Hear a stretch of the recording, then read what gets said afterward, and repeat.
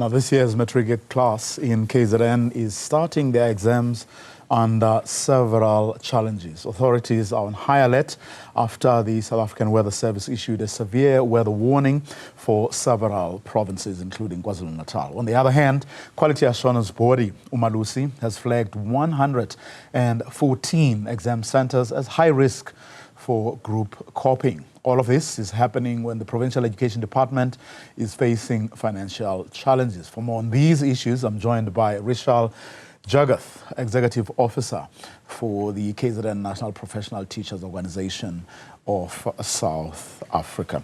A very good afternoon to you, Rishal. Thanks very much for your time. I want to start off where the SADTU General Secretary Maluleke said, which in his view says the system is sick and needs better remedies. Do you share that view? Good afternoon, Vuyo, and thank you so much for having me on the show, and to the viewers as well. Look, we share that sentiment, but to an extent.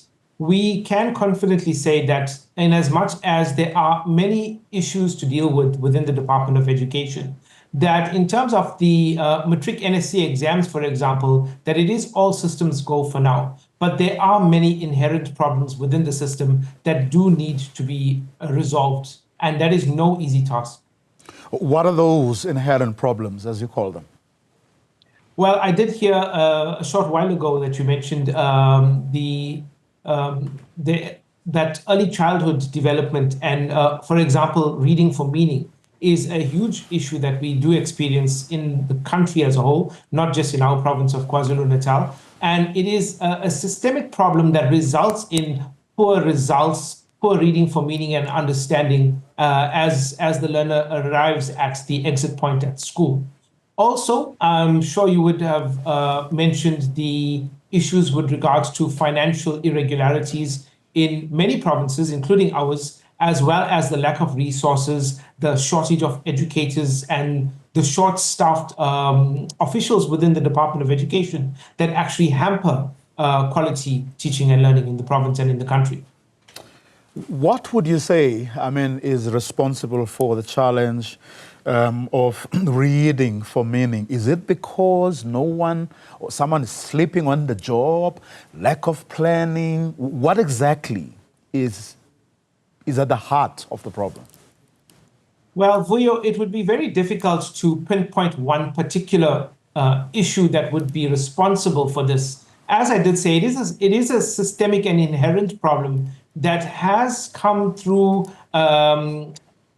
a few changes that we've experienced in the country in terms of the way in which the curriculum has been developed and prescribed.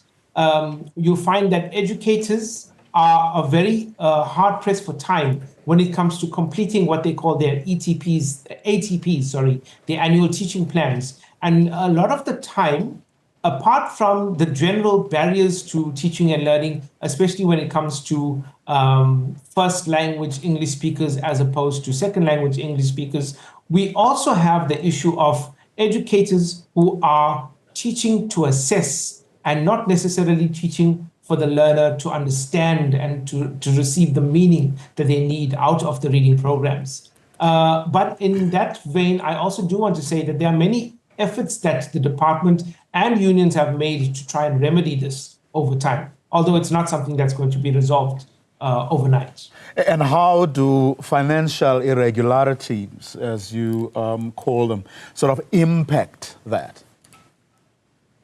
Well, of course, financial irregularities would immediately impact on the resources provided to schools. In as much as schools do receive resources, you'll find that sometimes there would be shortages of resources. We also have something called a quintile system within the education department where schools are graded according to their geographical location, whether they have tarred roads, piped water, and electricity running to the schools. Those luxuries, if we may call them so, actually increase the quintile ranking of the school. And when the quintile ranking of the school increases, it then decreases the amount of money that is sent out to those schools through the Department of Education. which then leads to fundraising issues. And of course, we've also got schools that are regarded as no-fee paying schools. So they rely 100% on the department's funding or limited funding in order to manage the school throughout the course of the year. I mean, do trade unions like yours, NAPTOSA and SATU, actually get to influence? In other words, do you have a voice on these matters? Absolutely. We actually have a voice at every level within the Department of Education, be it from a provincial level, from the office I am at, or all the way up to national. And you find that a union such as ours, as well as our sister union, SATU, sit on the NEAC, the National Education and I'll come back to NEAC just now, and the NCAT, the National Curriculum and Assessment Task Team, where we actually assist in devising the curriculum and looking at the annual teaching plans like we did and assisted with the revision during the COVID years as well. So yes, we do in fact have a voice. Further to that, Vuyo, we as NAPTOSA engage in what is called a teacher union collaboration program, where we are currently involved and engaged in workshops which are specific to teaching handwriting, reading, and storytelling skills at the foundation phase. You may have a voice, but do you get listened to? I guess is what I was trying to ask.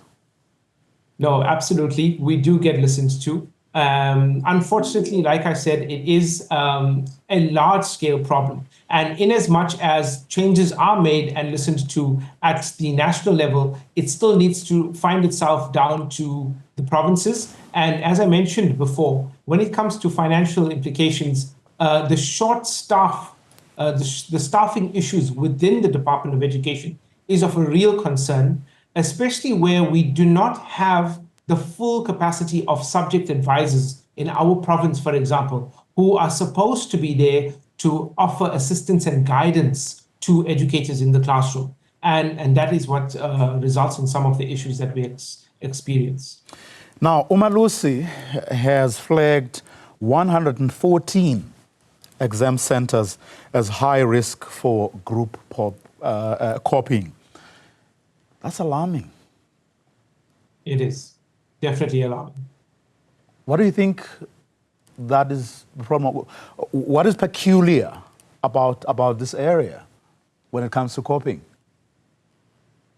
Well, look, as you might know and your viewers might know, that KwaZulu-Natal is in fact the largest education province in the country, with the largest cohort of grade 12 learners writing the matric exam each and every year. Now, there are a number of reasons as to why the number of irregularities in KZN is this high.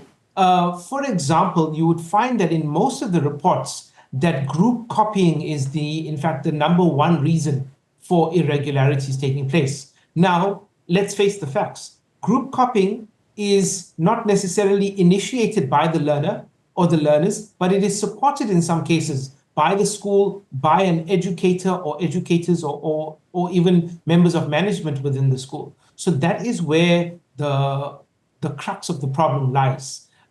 We've seen the reports, we've seen the numbers as well. And as NAPTOSA, once again, we do sit on the provincial as well as the national irregularity committees, where we receive these reports and also sit on the committees to look at the ways forward in terms of reacting and disciplining those educators.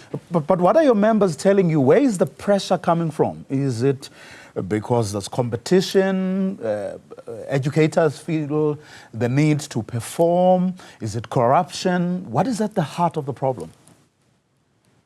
You know, Vuyo, I think you've hit the nail on the head as well. It definitely does stem from competition, largely. And the reason for that is you'll find that the NSC, apart from being an exit examination, puts an exorbitant amount of pressure, not only on the learners, but on the educators and the schools to perform. And you'll find that at the end of the year, or well, now at the beginning of the new year, schools and their results are published, And the Department of Education at a provincial level as well as a national level does come down quite hard and harshly on those schools that are underperforming. Remember, at the end of the day, if a school underperforms in terms of its results, it is not the learner that is questioned regarding the results, but the educators. So largely competition, but also the pressure, the heavy-handed pressure that can sometimes come down from the province and from national. Also, if I may, we do have a number of matric intervention programs that take place during the course of the year. And as a union, we are in full support of any matric intervention program because we, like every other stakeholder, wants to see the results improve. However, we are very cognizant of the burnout that arises by both the learners who are sometimes arriving at school 7 days a week during the holidays, as well as for the educators who are not getting a break because they are also there with the learners 7 days a week, as well as holidays, trying to improve the results. Rishal, let me thank you for your time. Really appreciate it. Coming up, Junior Kumalo with an update on the arrest of former Johannesburg Mayor Kabelo Gwamaka.